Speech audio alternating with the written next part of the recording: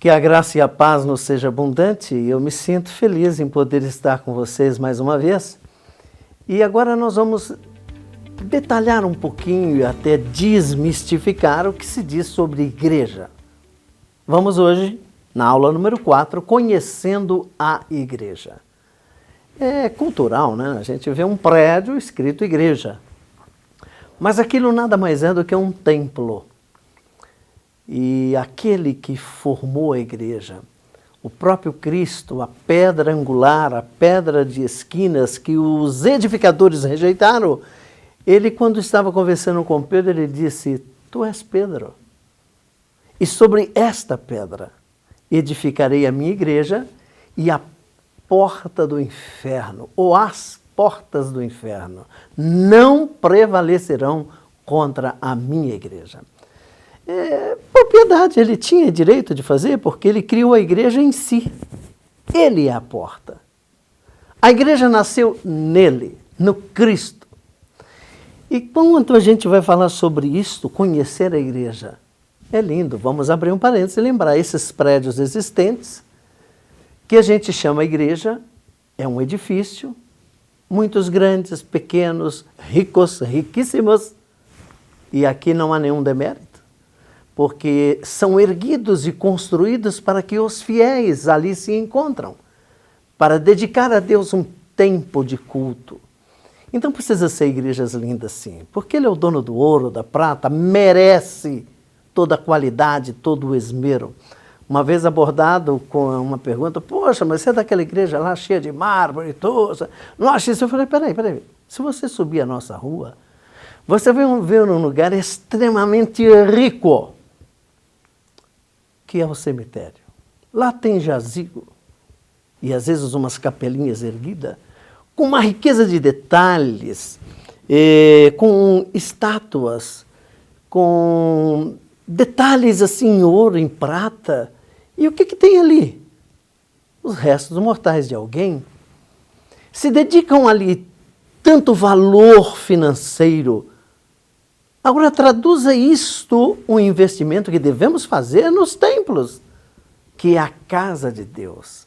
Então esses edifícios existem para 3 finalidades. A primeira delas é dizer: olha, aqui tem evangélicos, tem fiéis, é um marco na cidade. E ali se reúne todo o povo que clama por Deus e deve fazer com muito esmero. É lógico, o próprio Cristo disse, quando mostraram para ele o templo em Jerusalém, ele: olha, isso aqui não vai ficar pedra sobre pedra que não seja derrubada. Mas ele estava dizendo que aquela coisa feita por homens, o que lhe interessava era fazer com que nós sejamos o seu templo, em espírito e em verdade. Agora vamos voltar. Eu ser um templo? Sim. Nós somos o templo onde Deus habita.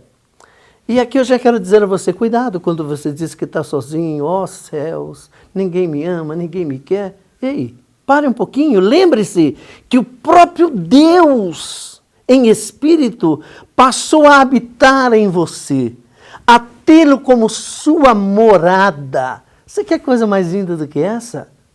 Você é um ser especial, porque ao perdoar os seus pecados, o Cristo vem e faz morada em nós. Este corpo, esta alma, aonde o Espírito habita, Deus em você. Então você não está só, você não é qualquer coisa, você é muita coisa, você é a igreja, é o templo onde Deus habita. Voltando ao prédio, o edifício, com qualidades de detalhes, Deus merece muito mais que isso, porque tudo é dele, tudo é para ele. E outra função desses edifícios erguidos é que as pessoas sabem que correm para lá e vão encontrar um socorro. Em meio a todo esse processo que estamos passando, quando se vê uma igreja com a porta aberta, o aflito pode entrar e ali encontrar descanso. Porque o Cristo mesmo disse: vinde a mim todos vós que estáis cansados, sobrecarregados, e eu vos aliviarei. Então essa gente precisa ter um prédio como aquele, como o que temos, para vir e achar descanso. Alguém que vai falar: há um Deus interessado em você. Você não pode continuar vivendo só.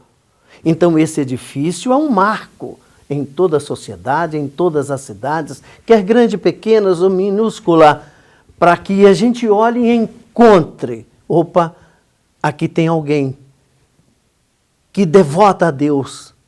Quem sabe eles podem me ajudar? E pode.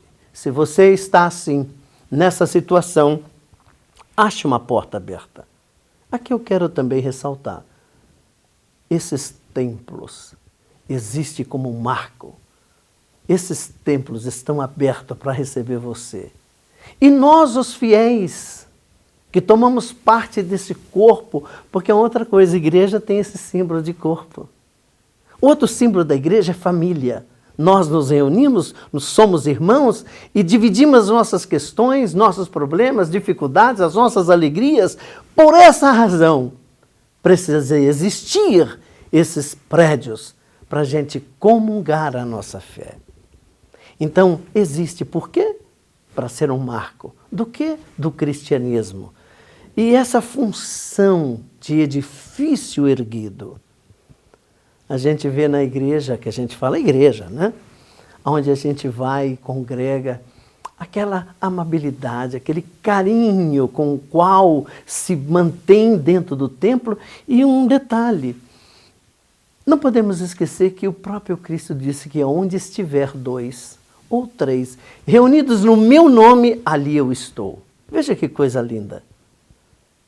A gente abre as portas da igreja, do templo, do prédio, e começa a convergir as pessoas, e vamos dedicar a Deus momentos para falar com Deus, mas para ouvir Deus falar.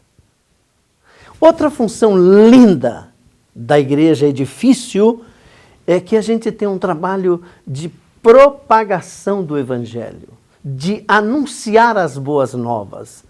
E enganam-se aqueles que pensam que a gente não faz parte da sociedade. Pelo contrário, quando você entrar, quando você começar a praticar essa nova vida em Cristo, você vai ver que a gente tem um papel fundamental na sociedade. A gente divide com aqueles que ainda não conhecem. E aqueles que já conhecem encontram um amparo. As obras sociais que a igreja exerce e mantém são inúmeras. Para estes nossos irmãos que já convivem conosco, percebe e sabe o efetivo, o investimento que a igreja social com o seu CNPJ tem nas obras sociais, o amparo à criança, os menos favorecidos e os idosos. Nós temos uma casa muito bonita aqui na região metropolitana, em Piraquara, que vale a pena ir lá para ver, é o Lar Sião. É tão lindo o carinho com aquelas velhinhas que lá estão, que na maioria das vezes não são nem nossas, são da sociedade, e algumas que não têm filhos, nunca tiveram família, nós acolhemos como sendo nossa, minha irmã, minha querida, e por lá ficam até que são chamadas por Deus. Então essa função social a igreja exerce com muito carinho, com muito desvelo. E o templo, o prédio para onde a gente se reúne, tem a função pedagógica. Nós gostamos de ensinar, não só a Bíblia, mas até as outras matérias que a sociedade necessita de pessoas cultas, a compreensão do mercado de trabalho, a formação de profissionais, tudo isso a igreja exerce. Mas eu volto a te dizer, o melhor templo, a igreja é você. A igreja sou eu.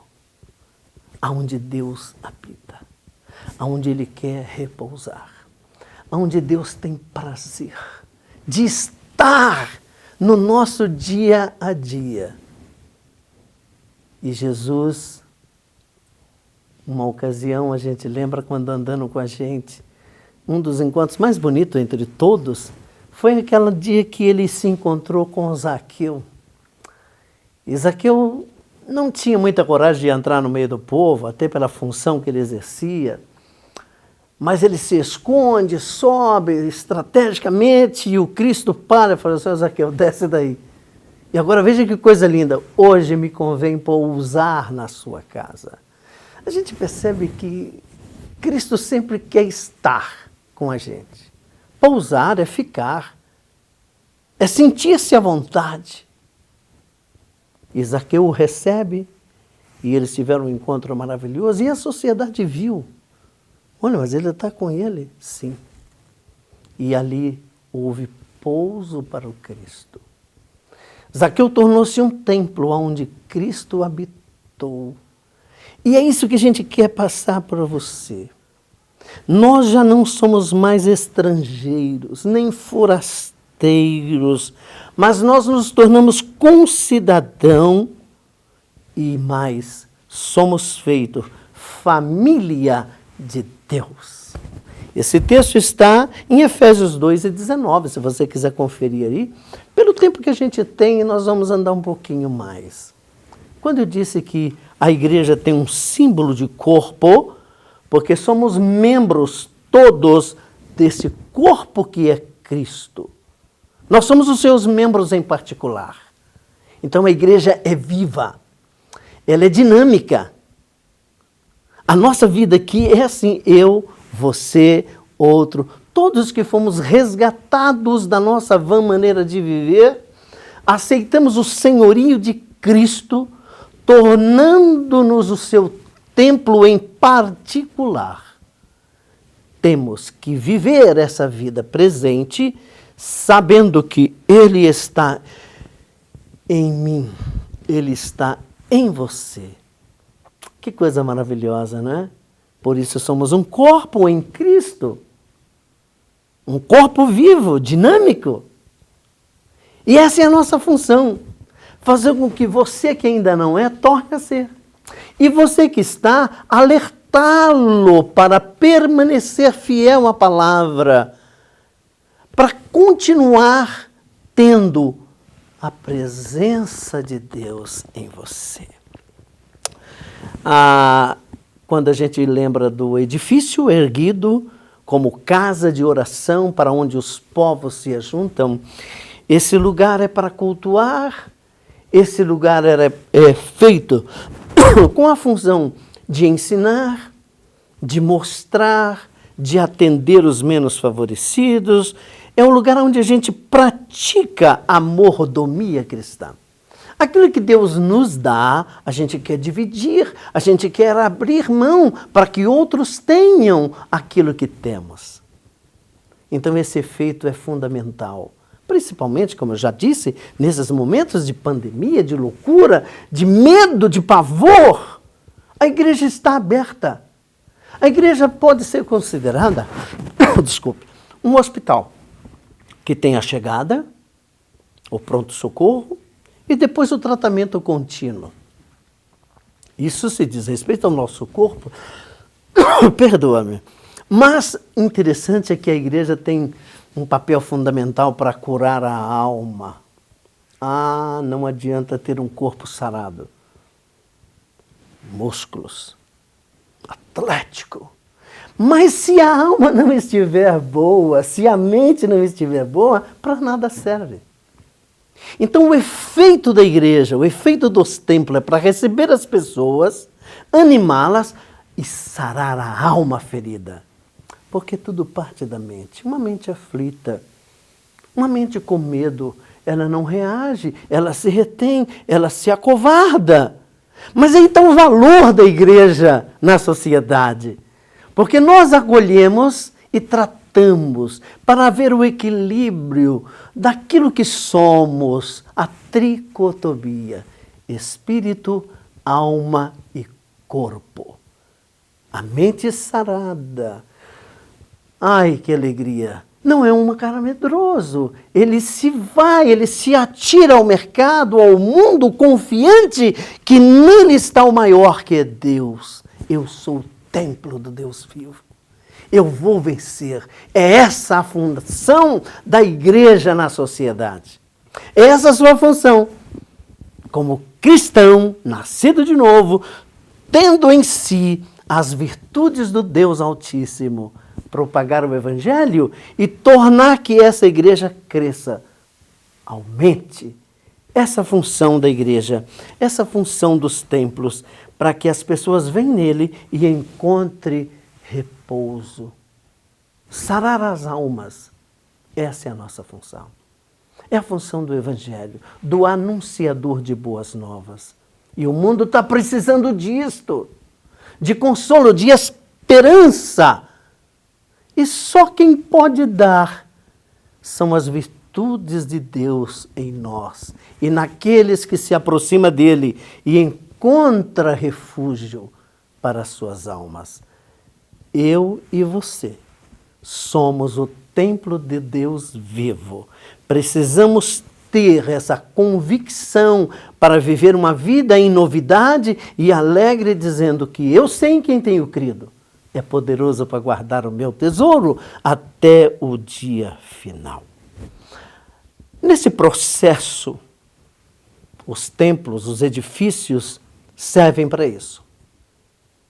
Para ensinar ao fiel, para mantê-lo em consciência viva com o seu Deus, serve para acompanhar e abrigar o que lá vão.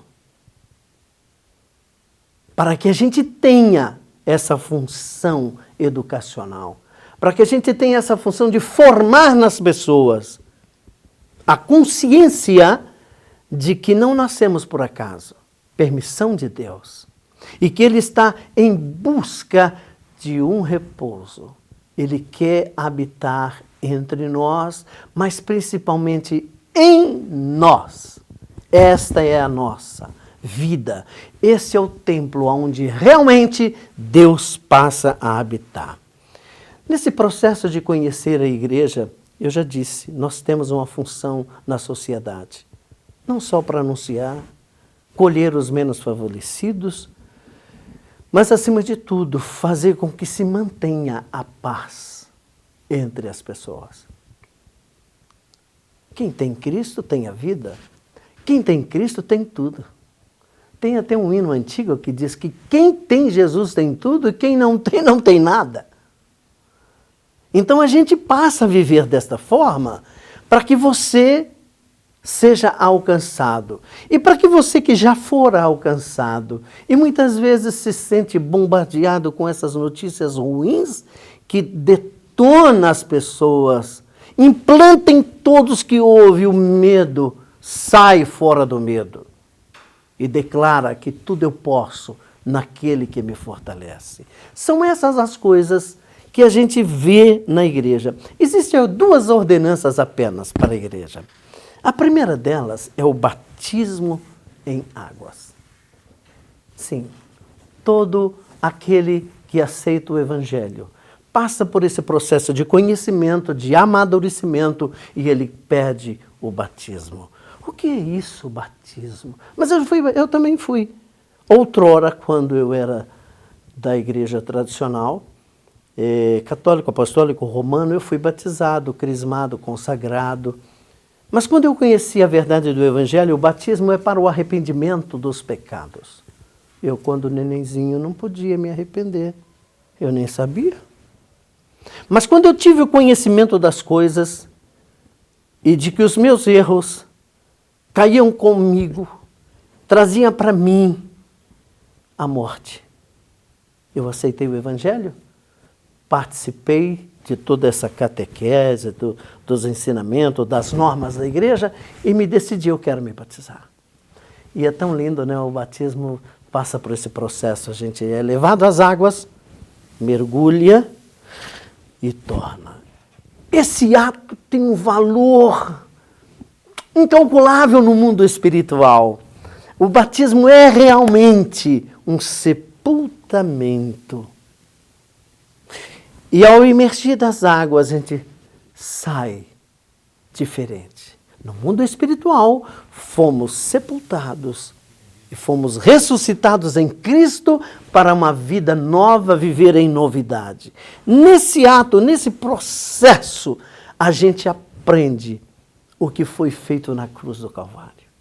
a gente aprende a valorizar e ter essa convicção de que nessa ressurreição o Cristo veio e de fato tomou posse da nossa vida, do nosso corpo. Somos ensinados pelo Evangelho a cuidar disto. Até a Bíblia diz que nós somos uma carta lida. Ora, você imaginou uma carta lida, aberta, todo mundo tem conhecimento. Por isso que nós ensinamos e prossigamos em conhecer e ensinar as pessoas para mudar a sua mente e a ter uma vida digna onde os outros olhem e dizem, verdadeiramente, você é diferente. Mas olha, é porque Cristo em nós, habitando, reinando, dominando, a gente é diferente. E esse ato do batismo, existe uma segunda norma a ser seguida, uma ordenança pelo próprio Cristo. Qual é ela? Após o batismo, temos o direito de participar do corpo e do sangue do Senhor. Esse ato é feito em sua memória e ele mesmo disse, fazei isso todas as vezes em memória de mim. Todas as vezes que comerdes deste pão, anunciai a minha morte, até que eu venha.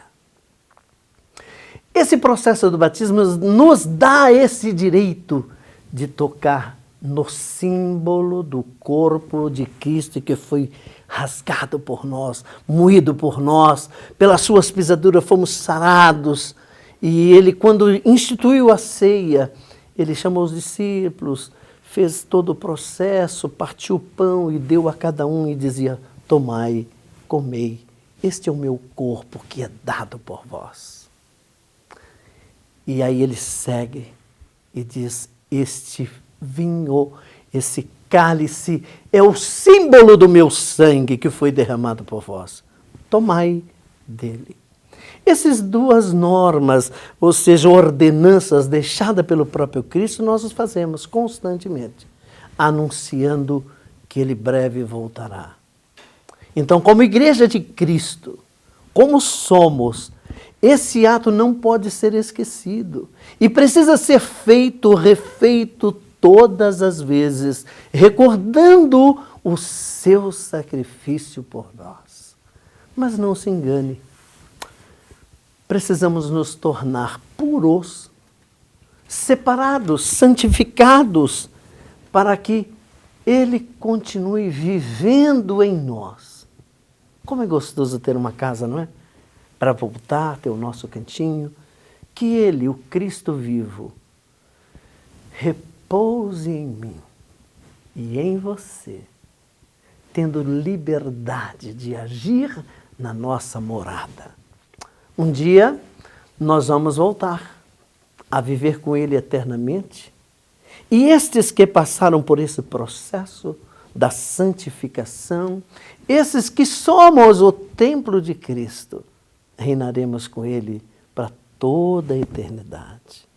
Então não esqueça, os edifícios são erguidos como marco da história, para que todos vejam, ali tem um povo que vão ali buscar, conviver, estar a sós com Deus, deixar a vida e dedicar-se por instantes em comunhão uns com os outros. E Cristo vem e entre nós faz isso. Mas a sua casa, a minha casa, como eu moro lá, Cristo mora em mim, é uma igreja, ou seja, é um edifício onde a gente devota momentos com Deus. Nossa, faça do meu lar, Senhor, a sua moradia. Faça do seu lar a moradia de Cristo. Torne-se lá um templo, para que os outros passam, vejam, nossa, mas que coisa linda, como vocês são. Eles precisam saber que lá é um lugar de refúgio, onde Deus habita. Você que está cansado, sobrecarregado, oprimido pelo medo, pela ansiedade, sem saber o que vai ser amanhã, entrega a tua vida ao Senhor. Use as nossas redes sociais, comunique conosco, exponha a sua necessidade, nós vamos estar abertos como um hospital para curar as suas feridas da alma, Também do corpo nós temos essas qualidades, essas habilidades de sarar a tua alma ferida, voltar à razão, para que você viva em paz consigo e com o seu Deus, o seu Criador. Igreja tem essa função. Que Deus em Cristo nos abençoe e que nos tornemos mutuamente templos de Deus em espírito. Que a graça e a paz nos seja abundante.